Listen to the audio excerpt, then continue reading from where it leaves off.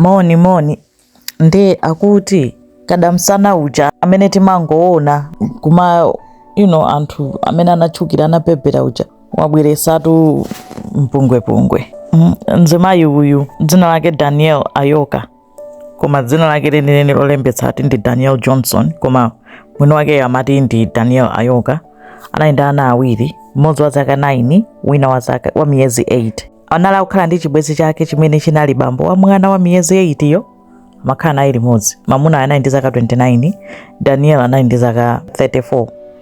Ne anali astrologer, mwazi wa anthu aja opanga za mahoroscope omanenerera kulosera kuti kudzacha kuti malinga ndi mmene dzuwa lililika, amene pamene pali mwezi kapena nyenyezi zatere ndi kuti kuchitika izi omalosera. Komanso amapanga akuti magic, amakhulupirira magic, amapereka maspell ngati zati matsenga chonchi, kunena kuti ngati ukufuna mwakuti unene mawu awa kandi ugule kandulo iyi unenerere mawu awa utani zoterozo. Mene kunalengezedwa kuti kukuyamba kada msanamo ata anali otutumuka kwa basa, amaposita anali otchuka sort of pa social media, amakonda kuposita.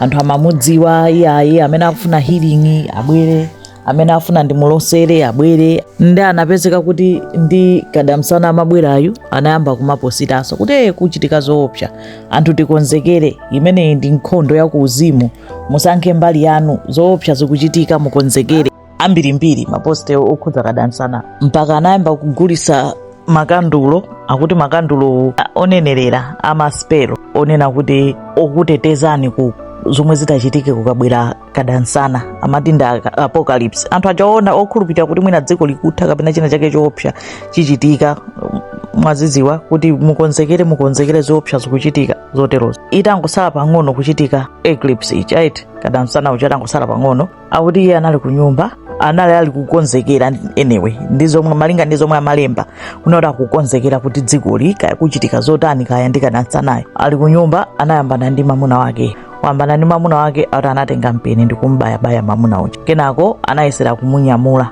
kumuguguluza kaya amati akupita naye kuti kutuluka naye panja, koma anamukanika, amamulemera kuti apitirire naye. Amakhala ngati anamukhwakhwalazira panja, kenako nkumkhwekhwerezera so kubwerera naye mnyumba, kenako nkuwatenga ana ake kuwalowesa mgalimoto. Wa miyezi 8 anali m'manja mwa wa zaka 9. Kulowa pa msewu, amati mu freeway kapena nditi mu motorway, kuyamba kuthamangisa galimoto mmene muja. Ali pakatikati pa msewu kubwera magalimoto, onena kuti mu freeway magalimoto amathamanga kwambiri. Akuti basi kutsegula chitseko kumbali yomwe ana anakhala, nkumuuza mwana wake wankuluyu kunena kuti dumpha tuluka mgalimoto.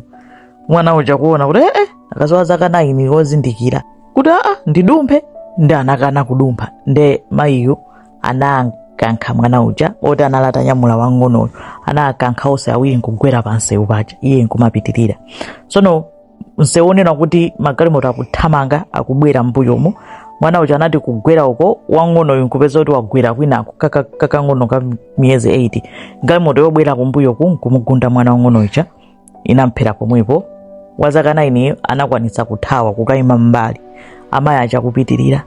Anapitirira kuithamangisa galimoto kwa 100 miles per hour ndikukagunda dala mtengo, nkunyenyekera pompo galimoto nayeso kumalidira pompo. Nde chenicheni chomwe apangira zimene zonse chikudziwika. Ena akuti osati mwina ndi zonse wakhala akunenerera kunena kuti zoopsa zichitika kukubwera kada msana, tikonzekere mwina kukonzekera kumeneko. Ena akuti nanga ngati zimenezo chomwe wamphera mamuna wake ku nyumba nchani, amayamba na chani, palibe amene akudziwa. Amene angadziwe ndi mwana wa zaka 9 yo, koma ali traumatized kwambiri, ali mchipatala, sanafotokoze chomwe wadziwa. Koma akuti mene amabaya abambowo mwana yanali ali pomwepo, koma abale ake akunena kuti iyeyu chiberekere ni mwana wang'onoyu wa miyezi 8.